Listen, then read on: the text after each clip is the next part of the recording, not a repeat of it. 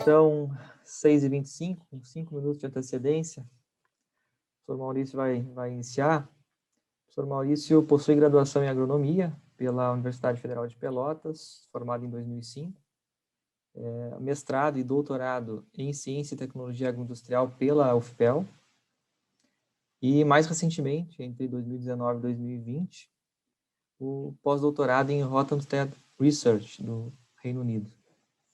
Atualmente é professor adjunto do Departamento de Ciência e Tecnologia Agroindustrial da Faculdade de Agronomia Eliseu Maciel, da UFPEL. É professor e pesquisador do LabGrãos e docente permanente do Programa de Pós-Graduação em Ciência e Tecnologia de Alimentos. É bolsista também por produtividade do CNPq. Possui mais de 100 orientações de pós-doutorado, doutorado, mestrado e iniciação científica, já concluídas, e mais de 60 capítulos de livro e livros publicados, organizados ou editados. Tem experiência na área de pós-colheita, industrialização e qualidade de grãos, especialmente nos temas arroz, soja, milho e trigo. Então tá, professor Maurício, colega da casa, né? Muito obrigado por ter topado palestrar nessa quarta-feira e uma boa palestra. Tá bom, boa noite, professor Natan, obrigado pela apresentação. É muito bom estar aí com todos que nos assistem. É uma honra estar com vocês discutindo essa temática, junto com dois grandes colegas aí que trabalham na área de pós-colheita. A temática, então, que nos foi proposta hoje seriam sistemas avançados de armazenamento de grãos, especificamente atmosferas modificadas, herméticas e também aplicação de UVC. Dentro das atmosferas modificadas, nós vamos tratar e olhar ela com a questão da composição atmosférica gasosa, não, por exemplo, o uso do frio, né, que poderia ser compor também uma atmosfera modificada. Então, é assim que nós vemos. Sempre que nós vamos pensar e planejar usando todas aquelas ferramentas que já foram mostradas agora um pouco com a Gartner, é importante a gente pensar o que nós queremos e o que nós precisamos preservar. E aí sim a gente vai conseguir iniciar o planejamento de um sistema, de um processo de pós-colheita, de conservação de alta performance, de alta qualidade, para a gente poder manter a qualidade dos grãos. Então, o que precisamos preservar em cada grão? Que grãos nós temos em mãos?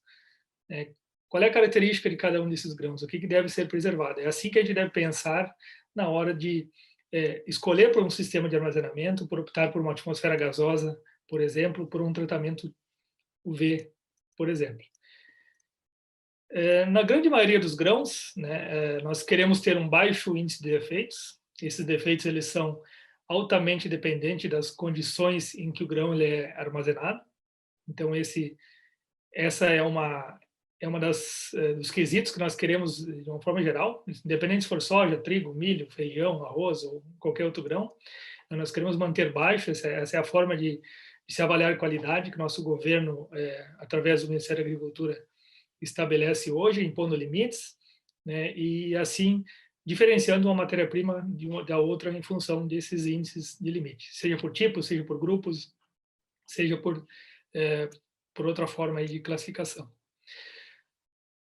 O que mais nós queremos preservar é uma segunda propriedade, é o peso, é a massa inicial dos grãos. A gente não quer ter perdas, né? Uma vez que nós temos perdas na massa inicial, nós vamos estar deixando de vender aquele produto que eu comprei lá no início da safra, que eu produzi, empreguei muita tecnologia para produzi-lo da melhor forma, com a melhor qualidade, escolhendo os cultivares, fazendo um planejamento de colheita. Então, quanto mais eu puder preservar essa massa inicial, melhor. Isso se reflete diretamente no bolso de quem está armazenando, porque essa matéria-prima ela vai ser vendida, ela vai ser comercializada, e ela é comercializada em função da sua massa. Então, perda de peso é uma dos parâmetros que geralmente nós queremos preservar em qualquer matéria-prima, a não ser que tenha excesso de água, que tem que secar, por exemplo. A integridade física é um parâmetro qualitativo que vale praticamente para qualquer grão.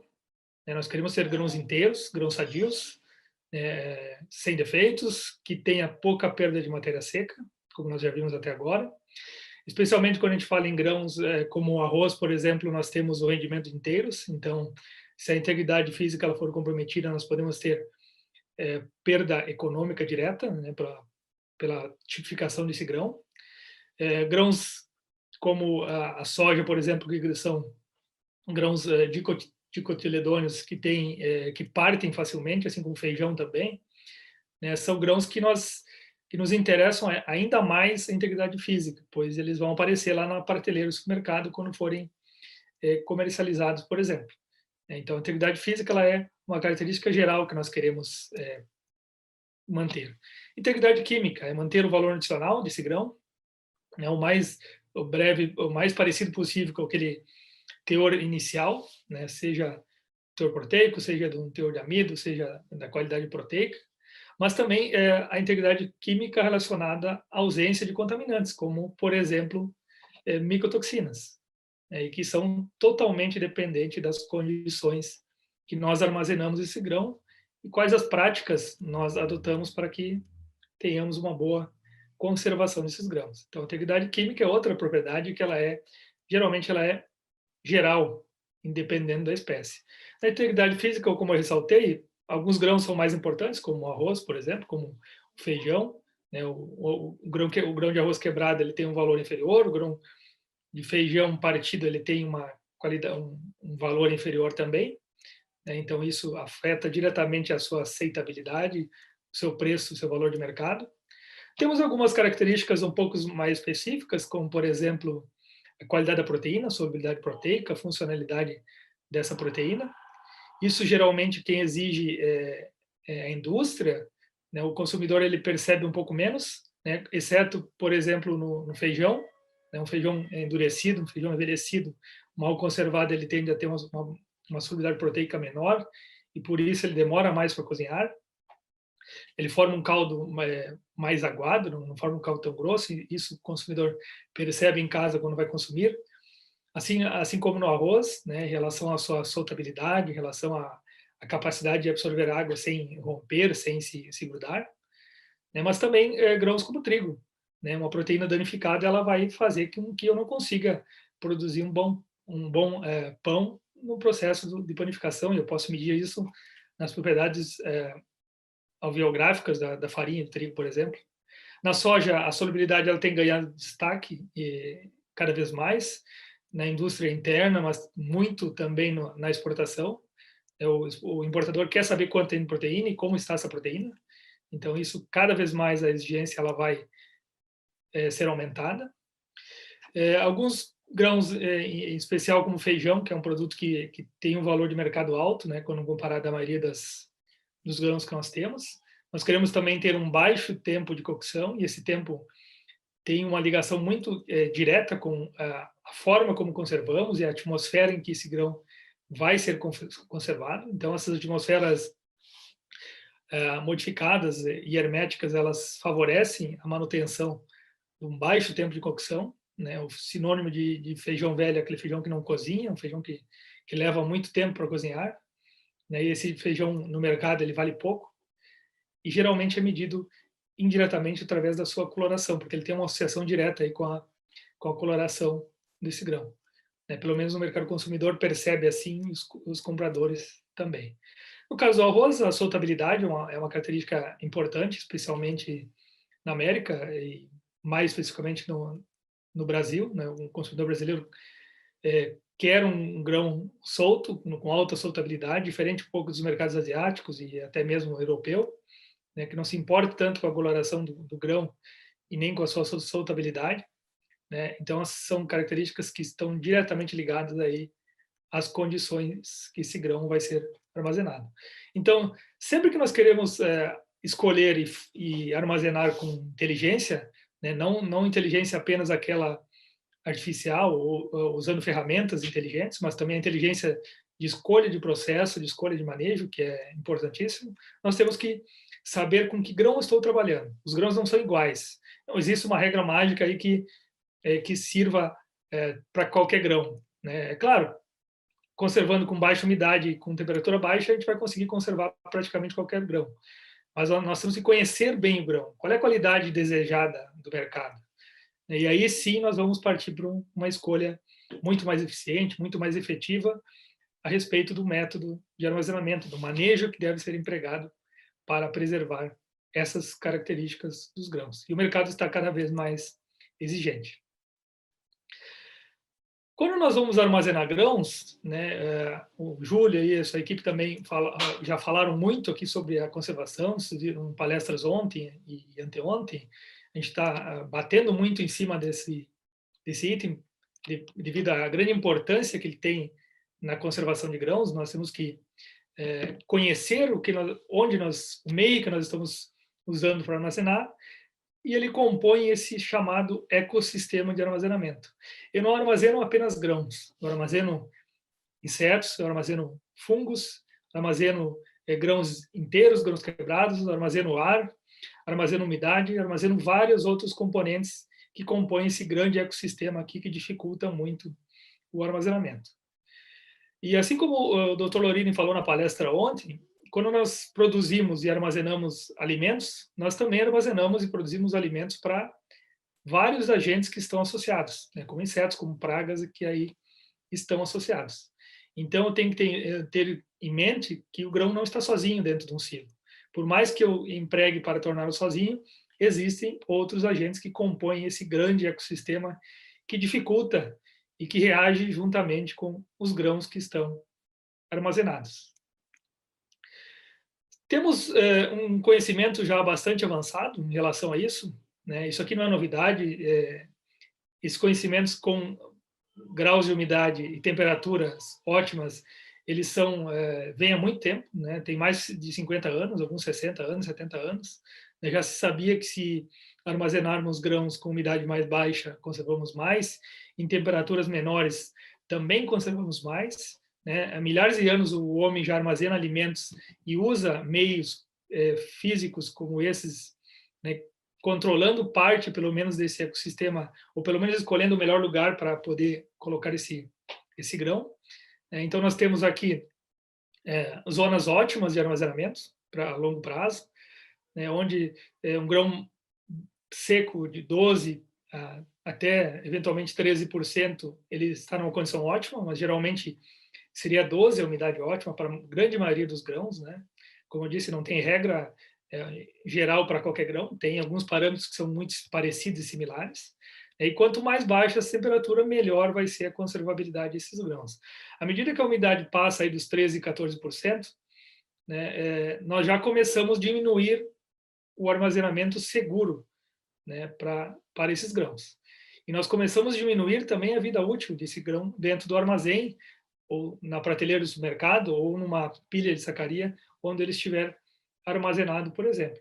Agora, uma coisa é certa, se eu tiver grãos úmidos, né, com umidade de colheita, por exemplo, né, mesmo que eu tenha temperaturas aqui de 10 graus, por exemplo, uma atmosfera resfriada muito boa, não vou conseguir ter uma efetividade na sua conservação. Por que eu estou mostrando esse diagrama de conservação? Porque, por mais que nós estejamos usando sistemas de armazenamento que são mais avançados e que favorecem a conservação, como o hermético e como aqueles com atmosfera modificada, nós não podemos achar que simplesmente eu tenho um silo hermético, agora eu posso colocar grão lá dentro úmido.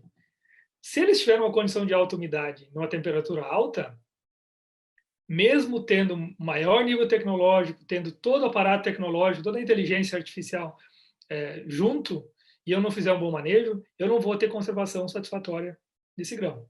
Esse grão não se conserva numa condição fora dessas que nós já conhecemos há muito tempo. Para que eu tenha uma boa conservação, eu tenho que, da mesma forma, manter a umidade baixa e a temperatura mais baixa possível. Nem sempre nós conseguimos controlar essa temperatura aqui, embora já existam ferramentas, né? A gente vai ter seminários aí sobre refrigeração, por exemplo, que auxiliam muito no processo de conservação. Mas nem sempre eu tenho essa ferramenta, nem sempre eu consigo acessar essa ferramenta de resfriamento. Né? Então, muitas vezes eu tenho que compensar essa umidade com essa maior temperatura com a menor umidade dos grãos. Por mais avançado que seja o sistema, esses limites eles são gerais. Um grão não se conserva por mais avançado que seja, por períodos longos, uma atmosfera aí que uma alta condição de umidade, numa alta temperatura. Tá? Ela pode até aumentar a vida útil nessas condições, mas ela não vai permitir o armazenamento aí a longo prazo. Devemos lembrar que os grãos eles possuem metabolismo ativo, nós temos células vivas, né, que são capazes de fazer a reação chamada respiração, né, e se for semente germinar, mas grão também germina, né, se estiver vivo e viável. Nós temos grãos nesse sistema, nesse ecossistema que compõe grãos sem atividade metabólica, grãos que a gente poderia dizer, né, coloquei aqui entre aspas, né, mortos, né, porque as células já não têm mais a viabilidade celular e por isso eles já não têm mais a capacidade de respirar, fazer a respiração e também não tem a capacidade de se proteger. Então, nem sempre eu quero ter um grão que não respira, né? Porque o grão que respira, por mais que ele cause perdas, ele tem algumas vantagens em relação à preservação celular. Então, ele tenta se manter preservado por mais tempo, estando vivo, né? Estando com células viáveis aí que tem esse metabolismo, que desencadeia uma série de reações aí de proteção do próprio grão. Nós temos pedaços de grãos e fragmentos, isso aqui é um problema em qualquer sistema de armazenamento. Se a gente puder separar, sempre é importante separá-la já na entrada dos grãos, esses grãos aqui, porque são grãos que respiram muito mais, que têm uma intensidade respiratória e reativa muito maior do que um grão que está inteiro. Nós temos impurezas, que são, por exemplo, detritos de plantas, né, da parte que deu origem a esse grão dessa espécie. Nós temos matérias estranhas, que poderia ser qualquer material que não seja aquele da mesma espécie. E nós temos particulados, como poeira, como pó, que também dificultam muito aí a questão de conservação. Quanto mais puro o grão estiver no processo de conservação, independente do sistema, melhor vai ser, mais fácil vai ser a sua conservação e melhor vai ser a sua conservabilidade. Então, se eu puder separar esse grão ruim, esse grão partido, essas impurezas, né, do grão principal que eu tenho, melhor.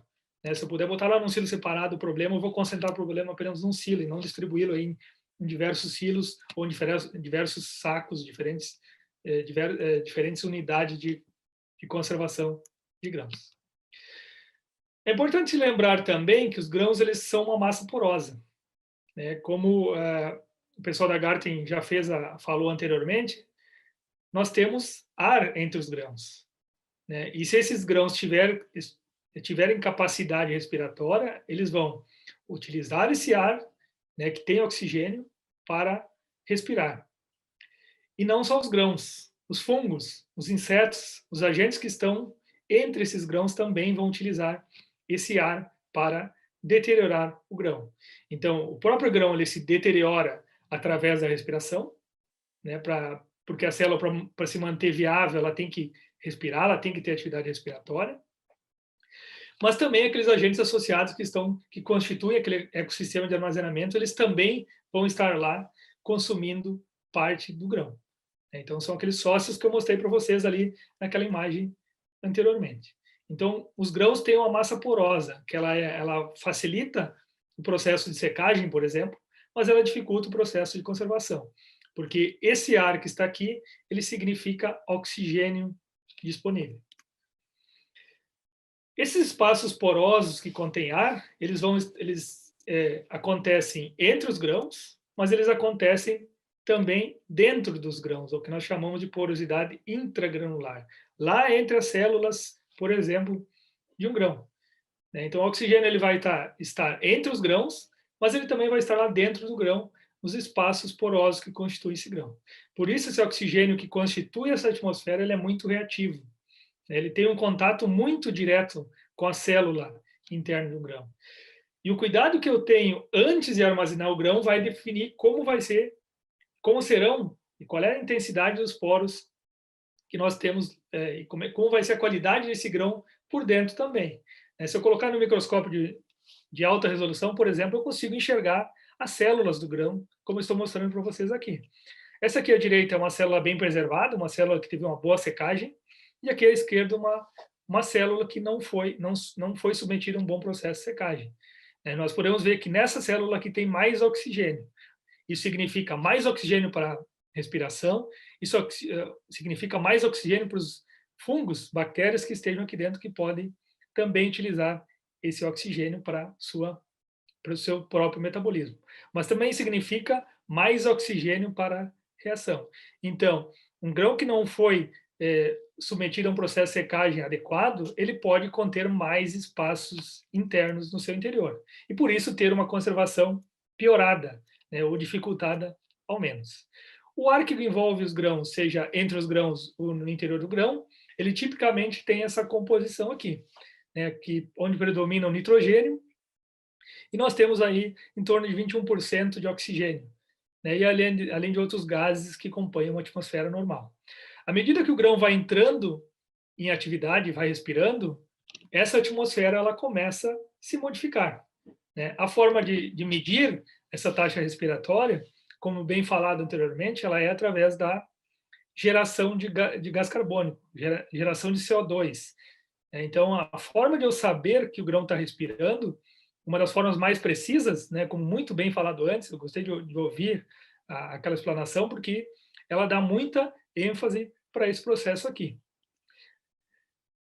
O oxigênio que está entre os grãos, ou dentro do grão, ele permite que o grão respire, né, ou todos aqueles outros agentes aeróbicos que estejam lá, os insetos, os fungos, as bactérias, também respirem. Ele permite que as reações oxidativas aconteçam. Então, quando eu tenho grãos, principalmente com maior conteúdo lipídico, como a soja, como a canola, por exemplo, amendoim, outros grãos, nós temos processos muito intensos de oxidação. Mas quando eu tenho grãos com tegumento colorido, como por exemplo o feijão, eu também tenho uma alta oxidação do tegumento. E como eu falei para vocês, e vocês sabem, o tegumento é um meio de definir preço de feijão, né? Principalmente feijão cores, feijão carioca, que é o mais produzido no Brasil. A cor está diretamente relacionada ao seu preço e diretamente relacionada à aceitação pelo consumidor, né? E esse escurecimento, que depois eu vou mostrar uma foto para vocês, de um trabalho que a gente fez no Labigrãos, ela reflete diretamente essas reações oxidativas. Então, oxigênio permite a respiração, não só dos grãos, mas também dos agentes que estejam junto com eles, e também o oxigênio permite as reações oxidativas, sejam elas enzimáticas ou sejam elas químicas.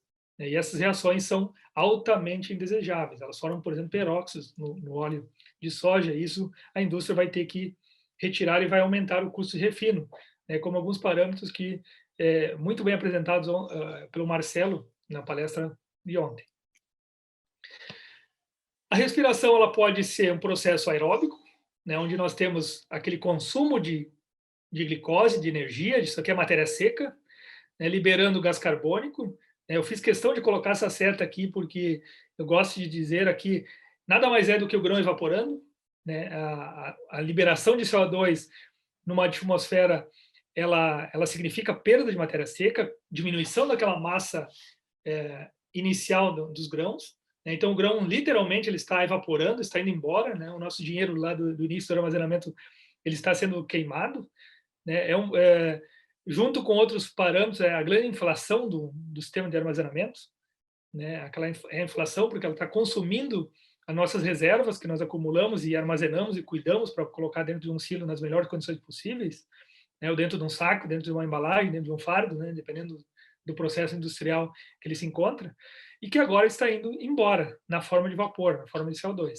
Né? Então, essa é uma boa forma de medir metabolismo de grão e também estimar perdas. A gente consegue calcular perfeitamente quanto está havendo de perda a cada molécula, a cada miligrama ou ppm de CO2 que nós estamos perdendo pelo metabolismo do grão. Nesse sistema que respira, nós temos também a produção de água, e a água ela piora a conservação dos grãos. Então, esse sistema aqui, essa reação, ela vai se autoacelerando porque ela produz água e ela produz calor. E calor e água é tudo que nós não queremos que tenha dentro de um sistema de armazenamento. Então, se nós frearmos esse processo respiratório, quando digo frearmos, eu estou me referindo a reduzir o processo metabólico, geralmente a gente não quer cessar totalmente, porque senão a gente vai ter uma outra reação que é a fermentação, mas manter ela muito baixa e o mais baixo possível para que nós nós tenhamos pouca geração de água, pouca geração de calor e também pouca perda de matéria seca, né, evaporação pelo CO2. Então, nós estamos perdendo água, estamos perdendo o CO2. Isso é massa que está sendo consumida, é grão que está sendo perdido. Isso significa dinheiro e custa muito caro, ainda mais se a gente não conseguir ter um certo controle desse processo aí. Quando nós simplesmente pensamos assim, então agora eu vou simplesmente acabar com a respiração, nós temos um outro problema, que pode ser a fermentação. A fermentação, embora ela produza 30 vezes menos calor, né, quando comparada à respiração, se eu olhar aqui na quantidade de calor emitida, ela gera odores típicos de fermentação, como álcool, por exemplo, como cetonas, como aldeídos, que podem conferir um odor a fermentado. Podem conferir cheiro, aroma de vinagre, por exemplo, né, ou pelo menos de uma fruta fermentada, por exemplo, um aroma típico aí de um processo fermentativo. E mais uma vez eu volto para a umidade. Grão, independente do sistema, ele deve ser mantido com umidade baixa. Porque se eu tiver um sistema hermético, por exemplo, com atmosfera modificada, onde tem pouca respiração, se eu fizer um bom sistema, e eu tiver um grão úmido, eu posso ter muita fermentação, porque a umidade ela favorece o processo fermentativo. Então, não quero não ter nenhum nem outro, algum eu vou ter, em algum grau vai haver esse processo respiratório, seja o aeróbico ou anaeróbico, então, mas eu tenho que manter e fazer com que essa reação ela seja mais baixa possível em relação à sua velocidade. Quando nós temos mais oxigênio disponível, o que nós temos? Nós temos uma maior velocidade de multiplicação de insetos, por exemplo. Esse trabalho aqui ele mostra que, à medida que eu tenho atmosfera normal aqui de 20%, olha aqui, eu tenho uma alta taxa de multiplicação de insetos. À medida que eu vou diminuindo essa atmosfera de oxigênio, eu vou também inibindo a multiplicação de insetos. É claro que aqui eu tenho algumas situações em que eu tenho uma alta população de insetos e aqui eu tenho uma situação que eu tenho uma baixa população de insetos. Mas se eu quiser ter efetividade no controle de inseto através do controle de oxigênio, olha aqui, eu vou ter que reduzir muito para valores aí menores que 5%, menores que 3%, para que eu tenha uma efetividade.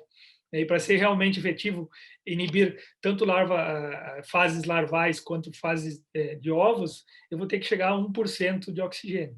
Desses 20% iniciais, é muita coisa que eu tenho que reduzir. Então, a gente tem que ter muito cuidado na hora de pensar assim, eu tenho um sistema hermético, agora não vou ter insetos.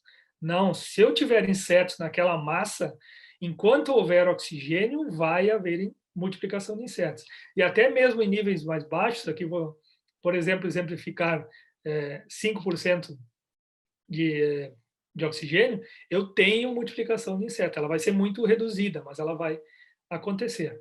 Não é simplesmente, coloquei num sistema hermético e agora os insetos vão sumir. Não, eles só vão deixar de ter uma multiplicação satisfatória, ou até mesmo morrer, quando o nível de oxigênio estiver muito baixo. O que é muito baixo? Em torno de 1% a 3%, dependendo da espécie, dependendo da fase em que ele se encontra. Tá? Então, quanto mais oxigênio houver, mais fácil vai ser a multiplicação de insetos. Maior vai ser a capacidade desses insetos se multiplicarem. Uma forma de medir, muito bem apresentada anteriormente, a taxa respiratória é o quê? É através do CO2 gerado. E aqui eu dou um exemplo para vocês, porque quando o sistema hermético começou a surgir no Brasil através de, por exemplo, o Silubeg, vou dar um exemplo, que é um sistema hermético, tinha algumas ideias equivocadas de alguns consultores que diziam: é bom ter um grão úmido, para poder ter uma alta taxa respiratória no início, consumir o CO2 e realmente rapidamente converter essa atmosfera hermética. Nós não sabemos quanto tempo demora isso. Por mais que algumas pesquisas já dêem uma ideia, esse processo é muito arriscado. Então, como eu falei para vocês, quando eu vou armazenar em atmosfera modificada ou um sistema hermético, eu tenho que armazenar seco, e muitas vezes mais seco do que eu usaria num silo convencional. A recomendação, geralmente, ela fica aí em 1% a menos, porque eu não tenho aquele recurso da aeração, por exemplo, quando eu tenho um processo respiratório intenso, né? Porque são silos que ficam fechados, são embalagens que ficam fechadas.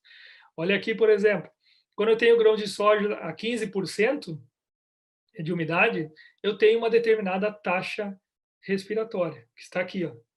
Ela foi medida em 24 horas, ela mostrou esse percentual aqui. À medida que eu aumentei, por exemplo, 3% dessa umidade desse grão de soja, a taxa respiratória se acelerou em torno de 20 vezes. Mais uma vez, isso aqui é matéria seca que está indo embora, isso aqui é irreversível. São perdas de peso, de massa que eu tenho no grão, é a inflação do armazenamento que está acontecendo. O silo, que pesava tantas toneladas, agora vai pesar menos. Então, eu tenho que ter muito cuidado com os níveis de umidade, né? Não é achar que agora, por ser hermético, por ter CO2, por ter nitrogênio lá dentro daquela atmosfera, agora está tudo garantido. Não, eles têm que ser mantidos em níveis de umidade baixos e temperatura mais baixa possível também. Assim, a gente vai ter uma segurança de armazenamento. O custo que eu vou ter para esperar que a atmosfera, por um processo respiratório do grão, o processo respiratório do inseto aconteça, é muito alto. E esse custo, sendo alto, ele vai ser traduzido em perdas depois. E o risco de perda é muito grande. Então, quanto mais oxigênio disponível e quanto maior for a umidade daquela atmosfera de armazenamento, maiores serão as perdas.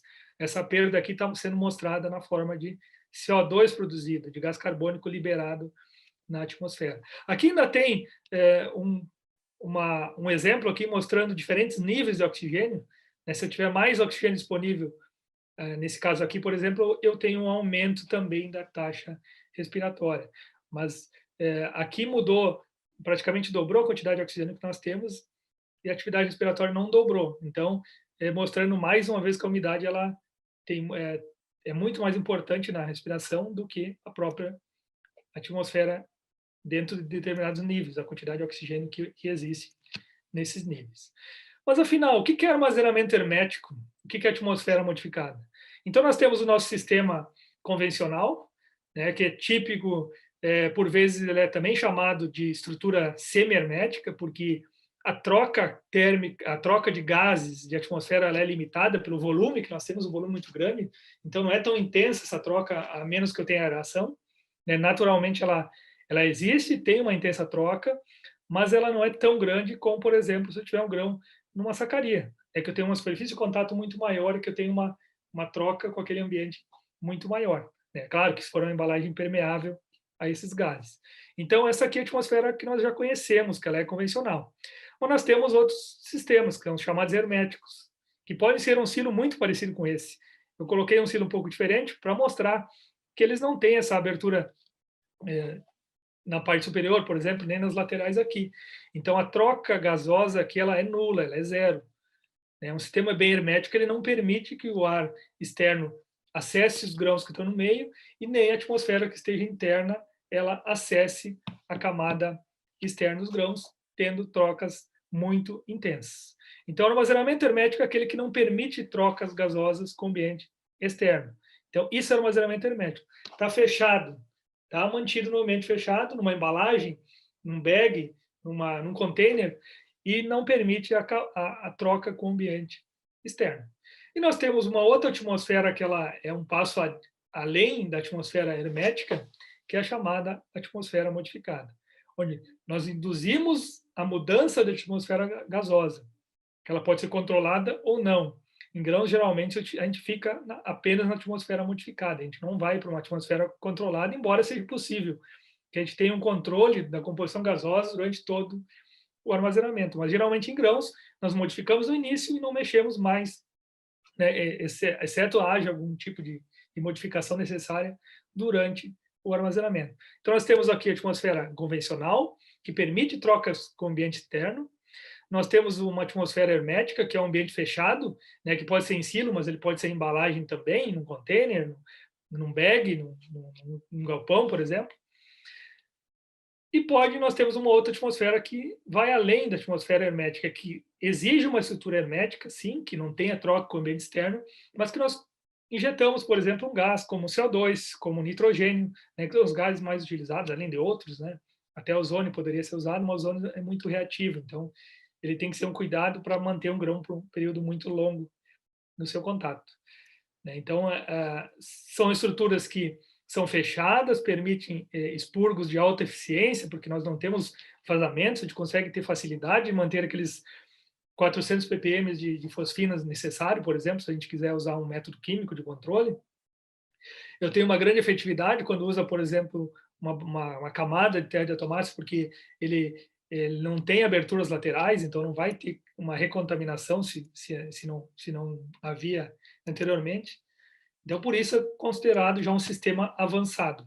Mas ele poderia ser hermético em sacaria, por exemplo, ele poderia ser atmosfera modificada em sacaria também, né? Então, ele pode ser tanto para pequenas escalas, quanto para grandes escalas. Não é que até a FAO hoje ela reconhece o sistema hermético e sistema com atmosfera modificada como uma grande ferramenta aí para redução de perdas de alimentos no mundo, principalmente para países em desenvolvimento. Então, existem diferentes tipos de embalagens que podem ser usadas. Não é porque uma embalagem é plástica que ela é impermeável a gases, isso é uma coisa muito importante, tá? Eu tenho realmente que ter uma embalagem que seja impermeável a gases. E isso não é uma tarefa muito simples. Nós aqui no laboratório de grãos, a gente testou diferentes embalagens, aí tive muita dificuldade de conseguir embalagens que realmente eram herméticas aos gases, né, que realmente impeçam que entre oxigênio à medida que a respiração vá acontecendo. Então, isso é uma decisão muito importante na hora que eu digo, agora o meu armazenamento é hermético. Será que é hermético mesmo? A embalagem ela é apropriada? Ela foi desenvolvida para esse fim? Então, esse é um item muito importante que deve ser levado em conta quando se fala nesse sistema aí. E aí, esse sistema é inovador? É novo? Né? Esse sistema não é novo, não tem nada de novo, ele tem milhares de anos, eu diria. Né? Há milhares de anos, a humanidade já armazenava grãos em potes de barro, por exemplo, em buracos de pedra, como esse aqui, por exemplo. Então, há muito tempo o homem usa uma atmosfera com baixo oxigênio para conservar mais alimentos. E assim também é para grãos. O Brasil que ainda não conseguiu ter um avanço muito significativo no uso dessa tecnologia, porque ela, por vezes, ela é mais cara que a tecnologia convencional, né? Um sistema que não tem esse passo a seguir. Então, isso muitas vezes acaba diminuindo a sua utilização, mas ela deve crescer, né? Assim como já tem na Austrália, é muito utilizado, na França, nos Estados Unidos, no Canadá, já tem uma utilização muito ampla dessas atmosferas. No armazenamento hermético, como nós falamos, se nós temos uma concentração de oxigênio alta, à medida que eu vou diminuindo essa concentração de oxigênio, eu tendo a diminuir a população de insetos. E quando eu tenho uma alta população de insetos, por exemplo, né, eu vou consumir esse oxigênio mais rápido, né, num tempo menor. Mas até que essa atmosfera naturalmente consuma o oxigênio pela respiração dos grãos e dos insetos, as perdas já vão ser muito grandes. Então, sempre é recomendado que se faça um tratamento antes do armazenamento hermético, do controle de pragas, seja um método químico, né, usando, por exemplo, um gás como a fosfina, seja um método físico, como, por exemplo, as terras de atomáceas, ou radiação, ou calor, ou outra forma, né, se não quiser ter uso de agentes químicos, se não tiver ter algum outro tipo de resíduo, né, ou coisa parecida, embora a fosfina não deixe esse resíduo. Aqui mostrando aquele item que eu falei agora há pouco, que eu ressaltei, não é simplesmente por ser uma embalagem de plástico que ela é hermética. Olha aqui, por exemplo, essa embalagem aqui dessa primeira barra aqui é uma embalagem plástica, né, que ela não foi tão efetiva no armazenamento de arroz, por exemplo.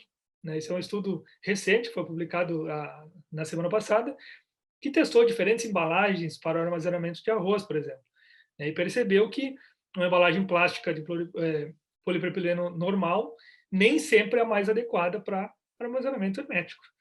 Né? Olha aqui as perdas, a quebra técnica, em pouco tempo ela é considerável, né? Quando eu tenho uma embalagem que não é apropriada para armazenamento hermético.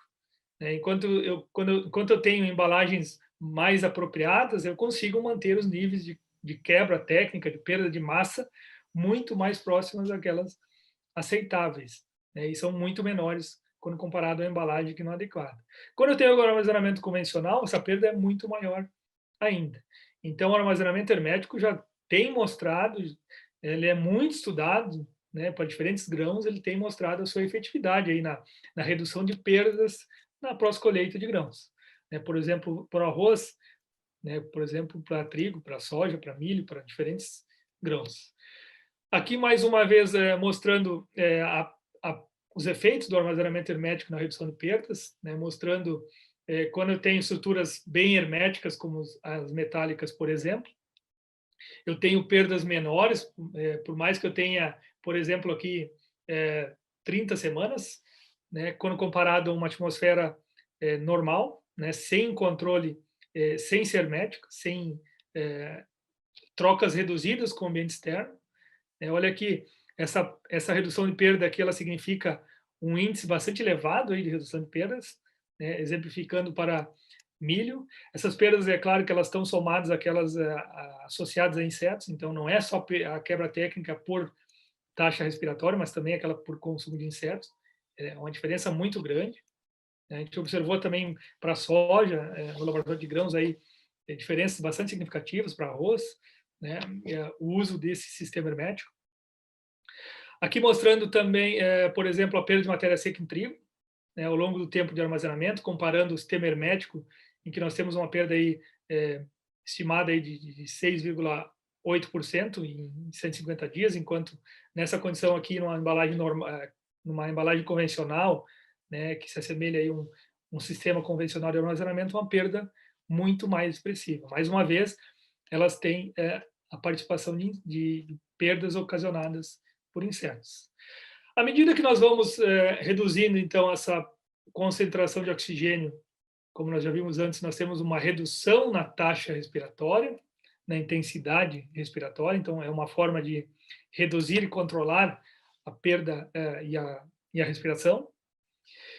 Geralmente, para modificar a atmosfera, que é a outra atmosfera que vai além do armazenamento simplesmente hermético no meio fechado, agora nós estamos começando a mexer na composição atmosférica de uma forma induzida, e não apenas naturalmente pela respiração e pelo consumo dos grãos, né, usando, por exemplo, atmosferas com CO2, nitrogênio, que são os gases mais utilizados. Eles dependem, o tipo de gás que eu vou utilizar depende muito daquele objetivo inicial, né? O que eu quero preservar? Prevenir a ocorrência de insetos, inibir a oxidação, inibir a respiração, né? A gente sabe que geralmente quando se fala em oxidação em pigmentos, por exemplo, do feijão lá, o nitrogênio é mais efetivo, enquanto quando eu falo na inibição da respiração, o CO2 ele tende a ser mais efetivo, né? Tanto para a respiração dos grãos, mas também respiração de insetos. Então, essa atmosfera gasosa ela tem muito a ver com aquele objetivo inicial. O que eu quero preservar nesse grão? O que é vital? O que é importante eu preservar nesse grão? E aí nós vamos decidir por qual estratégia de gases, qual é a concentração utilizar em função desse objetivo inicial. Uma vez que a gente consiga eliminar os insetos já no início, é muito mais fácil eu tomar essa medida depois, né, e poder manter o grão bem conservado depois. Aqui exemplificando a taxa de mortalidade de insetos em função da concentração de CO2, por exemplo. À medida que eu elevo a concentração de CO2 comparado aqui a 55% na atmosfera, por exemplo, né, em algumas horas de exposição, nós começamos a elevar também a efetividade da mortalidade. Então, geralmente, em relação à mortalidade de insetos, o CO2 é um pouco mais efetivo.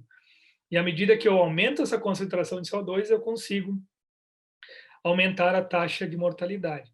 Mas cuidado, se eu tiver sementes, por exemplo, e ter que manter a integridade biológica dessa semente, eu tenho que ter cuidado com o CO2. O CO2 é mais agressivo à célula. Ele também provoca mais toxidez celular e morte celular. Então, isso vai se traduzir depois também na redução da taxa de germinação. Aqui mostrando também diferentes manejos aí com gás carbônico. A longo prazo, por mais que eu use uma concentração menor, eu vou ter uma alta taxa de mortalidade, mas se eu tiver uma concentração maior, já no início eu vou ter uma resposta mais efetiva. A atmosfera gasosa e a resistência desses insetos, elas dependem muito de cada espécie.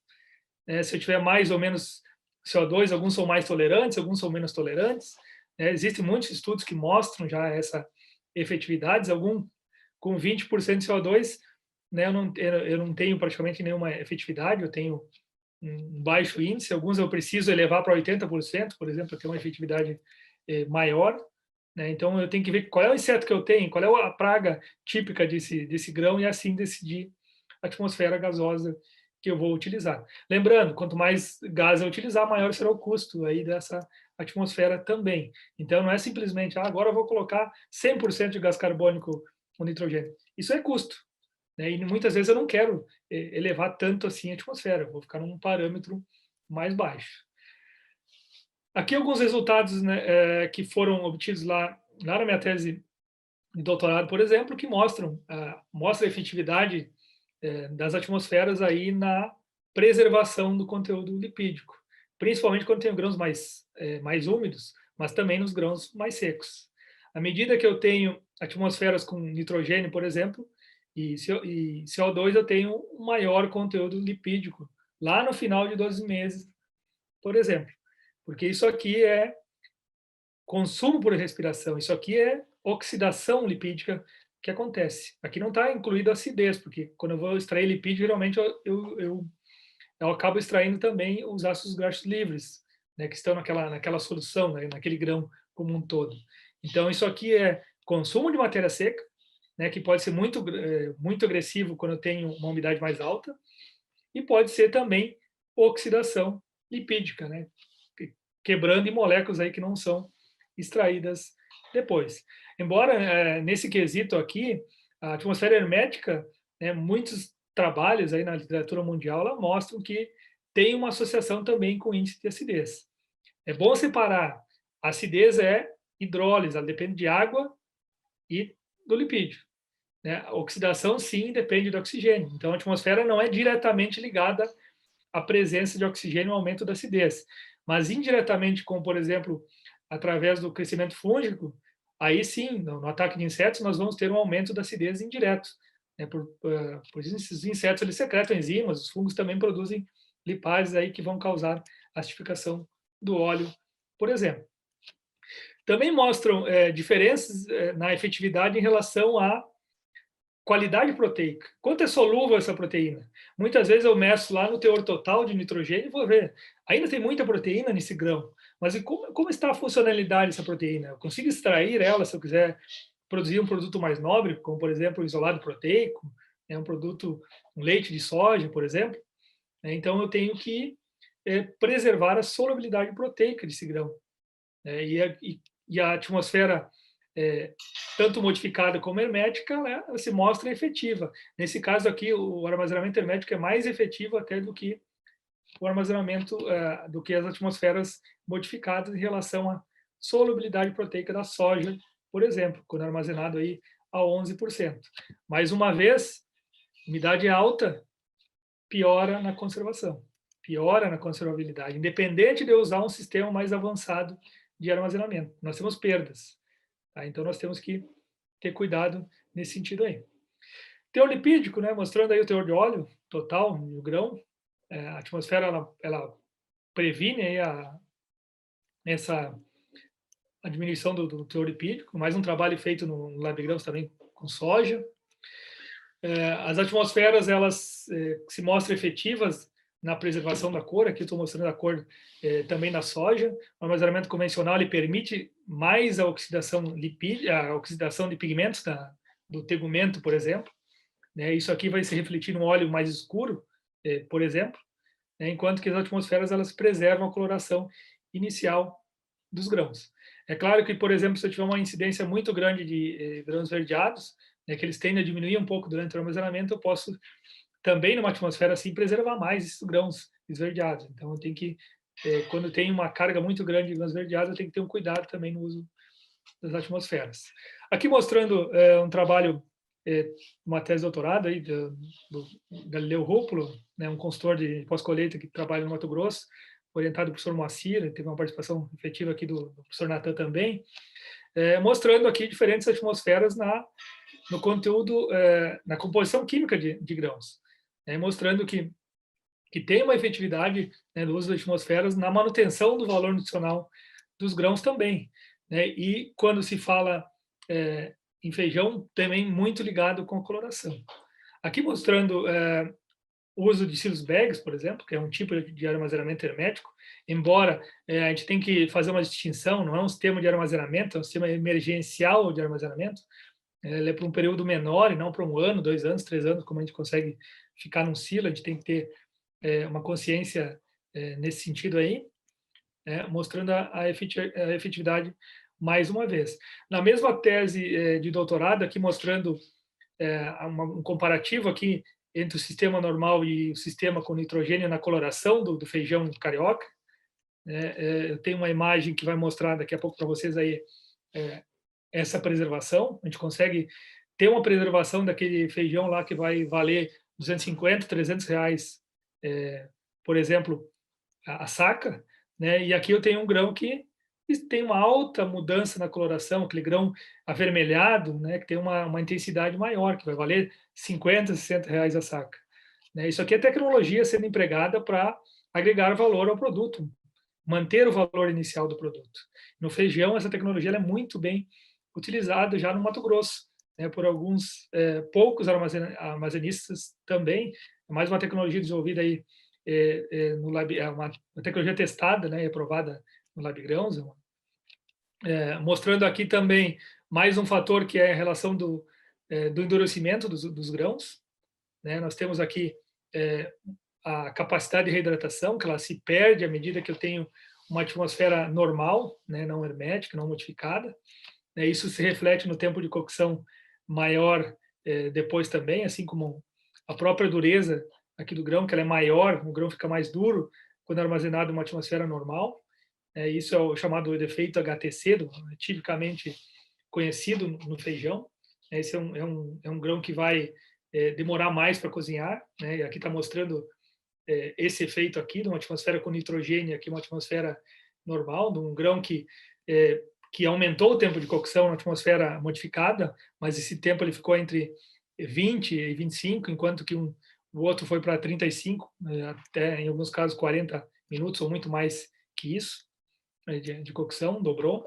E aqui mostrando o aspecto visual, né, onde nós tínhamos uma coloração inicial clara, e à medida que eu tenho um sistema convencional, já tenho um grão bem mais avermelhado, e quando eu tenho uma atmosfera com CO2, por exemplo, né, aliada aqui a baixa temperatura, ó, é sempre um aliado na inibição de reações oxidativas, eu tenho uma maior preservação da coloração inicial desse grão. Esse é o grão que vale muito mais do que comparado àquele grão que vale pouco. Então, a atmosfera modificada ela é uma ótima atmosfera para a preservação da cor, né? Pois ela inibe a oxidação. Um exemplo aí mostrando mais uma vez o feijão também em diferentes sistemas aí a efetividade da perda de qualidade. Aqui um outro trabalho que foi feito uma supressão para baixos níveis de oxigênio, né, 1, 2, 4, mostrando aqui as diferenças que podem ser observadas, enquanto eu tenho 29, vou para 38 quando eu tenho uma atmosfera normal, né, no tempo de cocção. Né, então, o feijão armazenado em atmosfera modificada, ele tende a cozinhar mais rápido. Né, aqui mostrando a perda de matéria seca, né, ela é expressiva, né, quando eu falo em grãos de soja, por exemplo. Né, quando eu comparo uma atmosfera modificada com um grão em atmosfera normal, parece pouco quando eu olho o índice aqui, mas ela é muito grande. Ela significa muito aí durante um período de 1 ano de armazenamento. Mostrando aqui também a incidência fúngica, a mudança que nós temos na questão de incidência fúngica, pode favorecer até alguns. Aqui no exemplo, o aspergillus teve até um favorecimento, enquanto outros aí têm uma mudança. Né? Quando se associa essa atmosfera a UVC, também nós temos uma redução aí na incidência fúngica, por exemplo. Mais uma vez mostrando tempo de cocção.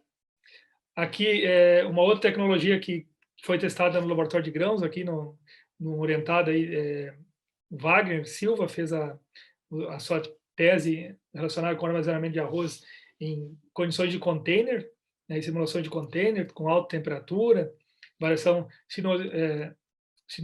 sinusoidal, e aí também foi medido a taxa de oxidação que nós temos com o uso de absorvedor de oxigênio ou não, né, mostrando uma boa efetividade aí nos quesitos de compostos e oxidação do óleo, por exemplo, do arroz integral.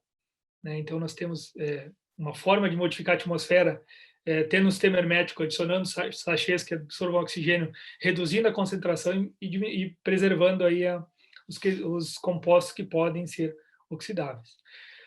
Mas nós precisamos de algumas mudanças estruturais, né? Principalmente quando for silos, né? E se no caso de embalagens apropriadas. Precisamos, em caso de atmosferas modificadas, geradores de gás ou eventualmente comprando esses gases já prontos, e também sistema de monitoramento dependendo do sistema que nós temos. Essa é uma tecnologia pouco presente no Brasil ainda, mas eu acredito que ela vai ampliar muito, aqui mostrando silos helicoidais, né, que são montados em formato de helicoide, né, que depende de equipamento dobradores de chapas aí para fazer as conexões e permitir a hermeticidade adequada. Aqui já é um silo hermético mais parecido com os nossos que nós usamos, né, isso aqui é australiano, né, que pode ser tanto silos fundo V, mas também silos fundo falso. Aqui um silo no Brasil, né, sendo produzido para armazenamento de feijão, né, foi feito por Metalúrgica, nem era uma empresa especializada em silos, mas se mostrou muito efetivo aí na preservação da cor do feijão, por exemplo. Tem outras alternativas aí que são, por exemplo, selar os silos, né? Então são algumas tecnologias que estão começando no Brasil, né? Aqui tem uma vantagem de ter uma coloração clara, isso dá um ganho de temperatura interna aí em torno de 4 a 10 graus, mais ou menos, em média, né, dentro dessa faixa. Sempre que possível, se a gente puder ter um silo hermético e com isolamento térmico, melhor. Né? Uma das poucas desvantagens que os sistemas herméticos têm é que, como eu não tenho um sistema de exaustão, né, e sistema de aeração, não que eu não possa ter, mas uma vez que eu usar a aeração, vou estar rompendo a hermeticidade do sistema, é a possibilidade de eu estar aerando uma vez que aqueça. Então, por isso, o grão tem que estar seco, o grão que tem que estar numa umidade segura para que a gente tenha segurança, porque ele não tem o recurso da aeração, por exemplo, né, se eu quiser realmente manter uma atmosfera modificada. Então, a alternativa seria pintar de cor, ou utilizar cores claras, ou utilizar sistemas de isolamento térmico, como isso aí, que é usado na Ásia, bastante usado na Ásia, né, aí mostrando mais uma vez como são dobrados e feitas as conexões dos silos helicoidais que são montados. Aqui uma tecnologia do Mato Grosso, aí, sendo usada em Sacaria, atmosfera modificada com nitrogênio e CO2 para a conservação de feijão, muito efetiva, né, mantém o grão aí por 3 ou 4 meses com uma coloração muito próxima à coloração inicial, né, agrega valor ao produto. Tem uma outra possibilidade que seria através da utilização de câmaras, né, mas a gente sabe que o custo que o hermético já é um pouco mais elevado, ele se elevaria bem mais aí quando comparado aos outros sistemas, mas é muito efetivo, né, e hoje já é muito utilizado em sementes. Para grãos ainda deve ser considerado, mas é um futuro, daqui a pouco também utilizar colorações, estruturas assim. Uma outra técnica que fazia parte aí da nossa temática de hoje é a utilização da radiação UVC, né, uma radiação ultravioleta, né, que ela tem um comprimento de onda aí que fica em torno de 200 e 280 nanômetros, é um tipo de radiação que ela é produzida inclusive pelo Sol, embora a camada de ozono retenha durante a radiação solar, então ela não chega na Terra, mas é um tipo de radiação que ela deve ser usada com cuidado, porque ela causa problemas aí na nossa visão, né, e até alguns possibilidades de ser mutagênico. Então, quando utilizada, ela tem que ser usada com segurança. É uma tecnologia que se mostra promissora, né? Geralmente se utilizam lâmpadas para fazer o tratamento, ou, por exemplo, esse aqui é um tratador de grãos aí, é um protótipo, né, ainda, mas ele não é feito por nós, é feito por um instituto internacional, que mostra que o grão vai passando por uma esteira, né, de um dispositivo com lâmpadas aqui que vão fazendo a radiação desse material. E uma coisa importante, esse material não vai ficar radioativo, tá? Então, é uma radiação com comprimentos de onda não ionizáveis, aí, que são de baixa frequência. Aqui alguns trabalhos que nós fizemos no laboratório de grãos, né, lá do Cristiano, né, e mostrando uma efetividade aí na diminuição da incidência de insetos. Geralmente o inseto ele não morre, a não ser que eu tenha um período muito prolongado, mas ele perde a capacidade de se reproduzir e se multiplicar. Então isso é uma vantagem que nós temos. O ideal então seria usar após um expurgo, por exemplo, né, mostrando também uma efetividade na inibição da perda de massa de milho, né, mostrando que os grãos que foram submetidos à radiação aqui com círculos, triângulos e quadrados brancos, aqui eles têm uma perda de massa menor quando comparado àqueles que não foram submetidos à radiação. É uma tecnologia promissora que ainda requer adaptações aí para uma boa utilização, porque eu tenho que manter o grão sobre uma radiação de uma lâmpada, então isso requer um tempo e que dificulta aí uma aplicação de grande volume em grande escala. Ainda está em testes, né, estudada no mundo inteiro. Também tivemos aí da Cláudia, uma engenheira agrônoma que fez a sua dissertação aí há uns 3 anos atrás, testando aí para inibição de micotoxinas, né? Vimos alguma efetividade, embora foi sendo menor do que aquelas que nós esperávamos, mas ela se mostrou bastante efetiva principalmente para fusário, né? Não tão efetiva para penicílio, mas ela mostrou uma certa efetividade aí para redução da incidência de fusário e até da incidência de micotoxinas, né? Embora não foi tão satisfatório quanto nós gostaríamos. Mas é uma tecnologia promissora aí que nós queremos, devemos estudar mais um pouco aí para realmente viabilizar seu uso. Para o armazenamento hermético, a atmosfera modificada reduz perdas e melhora a conservabilidade dos grãos, né? Algumas considerações finais. A atmosfera modificada ela é mais eficiente que a hermética, principalmente no quesito oxidação e mudanças de cor de grãos, né? Mesmo quando se empregam essas atmosferas avançadas e os sistemas avançados de armazenamento, nós precisamos cuidar da temperatura e da umidade, não esqueçam disso. Ainda não tem como simplesmente jogar para dentro de um silo hermético lá e esquecer o grão, não é assim. É uma ferramenta importante, uma alternativa que mostra muito potencial, diminui perdas, preserva a cor, diminui a incidência de defeitos, é efetiva para pragas, mas ela depende de um grão estável. Um grão estável é um grão seco, né? E não é um grão úmido, como já se errou no passado aqui no Brasil, principalmente. Então, não existem sistemas aí apropriados para grãos úmidos para longo prazo. Para tempos curtos, a gente tem ferramentas como o resfriamento, né, que aumenta a vida útil, mas ela também é por período limitado. A radiação UVC, então, é uma técnica promissora aí tanto para controle de pragas, quanto para redução de perdas e também controle de micotoxinas em grãos armazenados, mas a gente precisa estudar um pouquinho mais aí e ver como viabilizar o seu uso em grande escala. Muito obrigado pela atenção de todos, né? Agora eu vou ficar à disposição aí, professor Natan, acho que passei alguns minutinhos, desculpa aí, professor Natan, mas eu fico à disposição aí das perguntas que, porventura, tem aí meus contatos, né? Estou aí. Agradeço aqui também todos os membros do LabGrãos aí que fazem parte desse trabalho, dessas pesquisas que a gente tem compartilhado com vocês aí. Ok, professor Maurício, parabéns pela apresentação recheada aí de informações de pesquisa, né? Estão chegando alguns comentários aqui, o professor Moacir te parabenizando. O Cinebaldo fez uma pergunta, eu já vou fazer a leitura dela aqui. Patrick Silva também te parabenizando. Não podemos esquecer do café, né? O café também é um produto que nós temos o armazenamento com nitrogênio, eu acho que é a principal forma, né, para o café de alta qualidade. E como que tu vê, professor Maurício, o país assim está preparado para pegar esse caminho do armazenamento hermético, pelo menos nessas culturas citadas, ou atmosfera modificada? O que falta ainda para isso acontecer, na sua opinião? Primeiro, nós temos uma oferta limitada de produtos hoje, né? Então, a gente não tem basicamente 2 empresas no Brasil, aí Santa Catarina e no Paraná, que fornecem esses equipamentos, pelo menos até onde eu tenho conhecimento. Então, a oferta de produtos ela é limitada ainda. né, se mostra uma alternativa bastante viável, né, principalmente para redução de perdas e manutenção de qualidade de produtos, mas nós temos que avançar.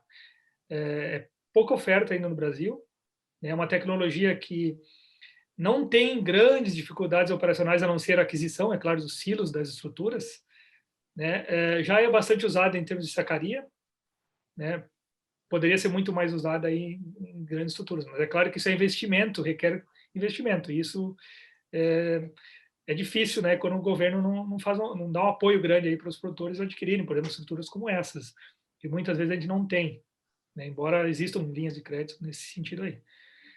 É muito importante, professor Natan, a lembrança do café, né, eu acabei pegando mais os grãos em geral, esses mais produzidos, mas o café, sim, é um produto de altíssimo valor, seria junto com o feijão, talvez um dos grandes possibilidades imediatas que a gente teria de utilizar, já é utilizado no café processado, né? Mas poderia ser usado também no café em grão, né? No café em coco, por exemplo, né? Porque é muito efetivo. Já vi vários trabalhos sobre isso. Decidi não abordar porque não é uma expertise minha o café, mas realmente é um produto que tem um potencial enorme. Eu diria assim, o número um hoje, né, se tivesse que colocar em escala aí de prioridade, né, e possibilidades. Perfeito. O Sinibaldo dividiu aqui os questionamentos aqui em duas partes. Na primeira, ele comenta que hoje as unidades estão cada vez maiores, né? Os silos cada vez maiores, graneleiros enormes. O que seria o limite, assim, de uma construção para se fazer um sistema hermético, na tua opinião? Para se ter um efeito concreto de hermeticidade?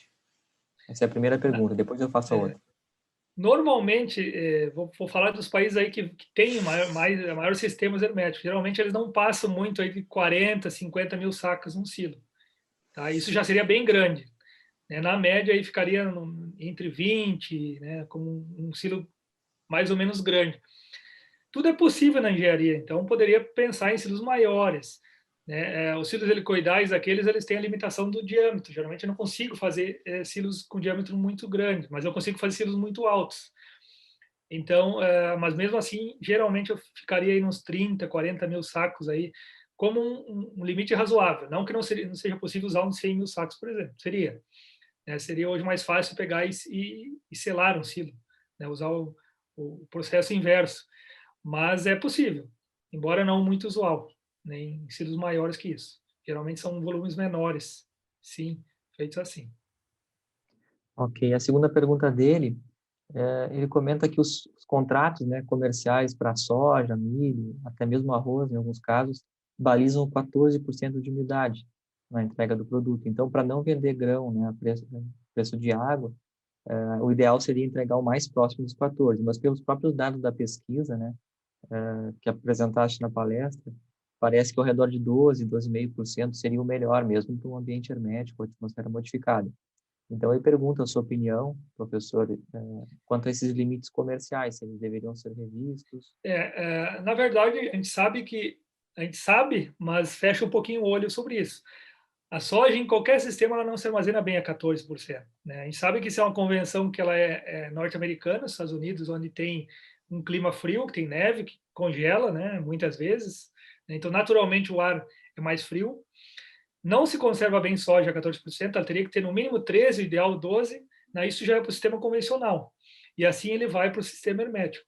Por que eu digo que o sistema hermético tem que ter muito cuidado com a umidade? Porque é um sistema fechado, eu não vou pegar agora semana que vem e fazer uma aração, né? Porque eu vou estar fugindo do que eu quero com um sistema com baixa presença de oxigênio. Tá? Então, o ideal seria pelo menos secar até 13. 14 é possível? Sim. Períodos mais curtos, né? Como, por exemplo, aí 4 meses, 5 meses, já daria para fugir daquela queda de preço histórica que a soja tem, por exemplo, no Brasil. Se eu conseguir manter 4 a 5 meses aí a mais, eu já consigo pegar o preço, né, geralmente top no Brasil, se eu chegar em setembro, mais ou menos, né, agosto, né, então já conseguiria com 14%, aí sim seria viável. Mas armazenamento de soja, o recomendado é 13, né? A gente sabe que a convenção 14 ela é uma convenção que ela não é apropriada para o Brasil, né? Geralmente a perda que eu tenho de matéria seca pelo processo respiratório, quebra técnica, é maior quando eu tenho 14 do que esse 1% que eu enxergo na umidade. né, ou 2%, né, como seria o ideal. Geralmente a quebra técnica é muito maior que isso. É que a gente não está fazendo as contas como deveria, talvez.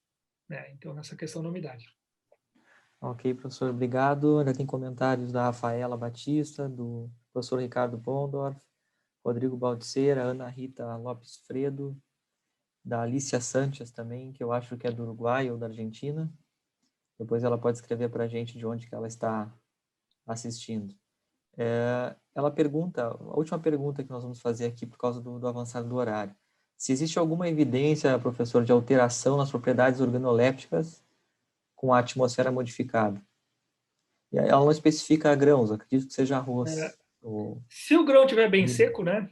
Não, mas eu já vi grão de arroz, por exemplo, a gente já recebeu no laboratório com cheiro de fermentado. Depois a gente foi verificar a origem, eram silos herméticos, eram embalagens herméticas, né? Não sei direito qual é o tipo de silo, mas era um grão que estava com a umidade elevada. Então, se não estiver bem seco, sim, tem chance de ter cheiro a fermentado, e é bem perceptível, a gente percebia, né, no produto que estava no mercado já, que a indústria não sabia que estava com aquele aroma. Quando chegou no mercado, começou a ter problemas aí com consumidores. Então, é possível ter odor afermentado, mas geralmente só acontece quando tem ou um período de armazenamento muito longo, né, 2, 3 anos, talvez, ou quando a umidade ela está acima da adequada. Então, esse é a evidência que acontece. Perfeito. Para fechar, chegou uma pergunta do Maurício Carvalho Silva, que é bem polêmica, interessante. A sua opinião, né, sobre a reidratação dos grãos. Então, quem armazena com 12, aí quando chega próximo da venda, reidrata, né, umedece um pouco para entregar mais próximo da umidade do contrato. Qual que é a sua opinião, professor? Bom, a legislação ela não trata sobre isso, né? Ela não proíbe a prática, embora não seja recomendável. Filha, o pai tá... Então, ela não permite a prática da reumedecimento, embora tecnicamente, eu diria quase inaceitável, né? Agora, o mercado ele não diz que não pode reidratar o grão. Né? O que não deveria ser feito é reidratar algumas partes dos grãos, assim que a gente chegaria a 30, 40% de umidade, como acontece em algumas cargas aí. Né? Não é uma prática recomendada. A legislação ela claramente não proíbe que faça essa operação. Eu não recomendo, né? Eu digo para os meus alunos aqui como formação, nunca façam isso. Mas a gente sabe que é uma prática que às vezes é feita quando tem super secagem do grão, né? Por algum processo, por algum erro técnico, por um excesso de aeração, né? Mas a legislação não proíbe hoje, ela não é clara nesse processo aí, desde que ela esteja dentro dos parâmetros, né, adequados. E como não tem um processo padrão, fica difícil de ter uniformidade, né? E qualidade no que vai ser feito, né? Se eu conseguisse colocar 1% em todo o grão, perfeito, teria um processo de reumidificação bom, mas geralmente eu já vi gente fazendo isso com mangueira, né? Colocando em cima de uma carga de grãos. Eu diria, não é nem um pouco recomendável, né? Não deveria ser feito isso, porque é difícil eu conseguir ter um grão lá uniformemente com 14%. Eu vou ter grão com 30%. Esse grão aqui, semana que vem, ele vai estar com fungos, né? Depois de uma semana, ele vai ter fungos. Então, seria um produto que ficaria bastante impróprio para o consumo em poucos dias. Não é recomendado, né? Perfeito. Então, nós vamos seguir em frente agora. Muito obrigado, professor Maurício. O pessoal pode fazer contato contigo, né, depois, caso tenha ficado alguma dúvida. A Alicia Sanches confirma que ela está falando do Uruguai, né? Que legal ter Que os bom, né? nossos irmãos aí do Participação aí Uruguai. de vários locais aí. Muito Isso aí. bom saber isso. Muito obrigado, professor Natan. É um prazer aí estar falando e com esse público bastante qualificado que a gente está vendo por aí. É um prazer estar falando com vocês aí. Como eu falei, o meu contato ficou ali no final da palestra. Depois, qualquer coisa, no site Labrigrãos, lá também tem todos os nossos contatos, né? Fique à vontade para mandar dúvidas, sugestões aí. São sempre bem-vindas. É um prazer ter estado falando com vocês aí. Ok, obrigado, professor.